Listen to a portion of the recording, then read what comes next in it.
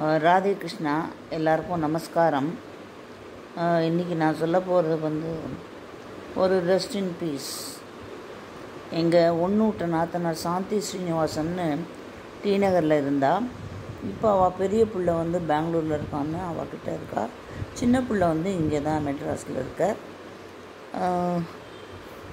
ரொம்ப நல்ல டைப்பு, எப்படி சொல்கிறதுன்னே தெரியல. அவ்வளோ ஜோவியலாக பழகுவா, சிரிப்பா, சந்தோஷமாக இருப்பா. வீணை ரொம்ப நல்லா வாசிப்பா, வீணை கிளாஸ்லாம் எடுப்பா, நாராயணியம் படிப்பா, நாராயணியம் கிளாஸ்லாம் கண்டக்ட் பண்ணுவா, ஆற்றுல நாராயணியம் படிப்பா, எல்லாமே பண்ணுவா.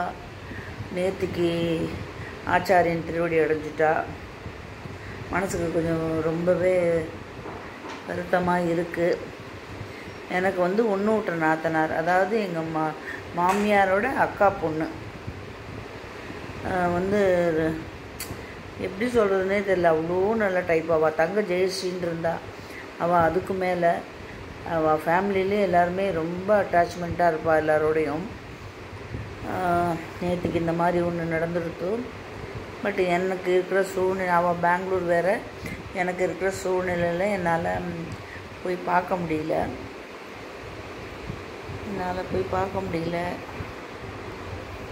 அந்த காலத்தில் நான் ஃபஸ்ட்டு ப்ரெக்னெண்ட்டாக இருக்கும்போது என் பொண்ணை ஆலம்பாக்கத்தில் இருந்தால் எங்கள் அம்மா அப்பா அண்ணா எல்லோரும் நாங்கள்லாம். அப்போ அங்கே டாக்டர் ஃபெசிலிட்டி இருக்கும். இருந்தாலும் எங்கள் ஆத்துக்காருக்கு பயம், ஒரு ஃபால்ஸ் பெயின் ஒன்று வந்துருக்கு. அதனால் என்ன பண்ணினோம், இது காமிச்சிட்டு டாக்டர்கிட்ட அங்கே எங்கள் மாமியார் ஆத்துக்கு அழைச்சின்னு போயிட்டார். அப்புறம் அங்கே நாள் பார்த்துட்டு நம்ம தான் திரும்பி வரணும். ஏற்கனவே நாள் பார்த்துட்டு வந்ததுனால இப்போ வரக்கூடாது அப்படின்னு சொல்லி இது நைட்டு தங்கக்கூடாது, பகலில் இருக்கலாம், ராத்திரி தங்கக்கூடாது அப்படின்னா. சரி, நாங்கள் என்ன பண்ணுவோம், இவா அப்போ டி நகரில் இருந்தா, இவா ஆத்துக்கார் பசங்க, அப்போ அவளுக்கெல்லாம் கல்யாணம் ஆகிற சின்ன பசங்க.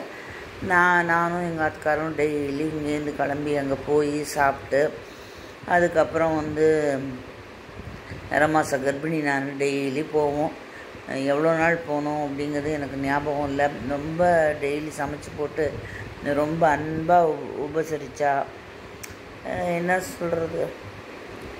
அப்புறம் ஒரு நாள் என்னாச்சு, கேரம் போர்டெலாம் விளையாடிட்டு இருப்போம் சாப்பிட்டுட்டு. அப்போ பெயின் எடுத்துருக்கு.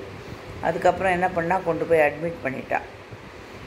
ஹாஸ்பிட்டலில் அட்மிட் பண்ணி டெலிவரி நைட் அட்மிட் பண்ணால் மார்னிங் டெலிவரி ஆச்சு.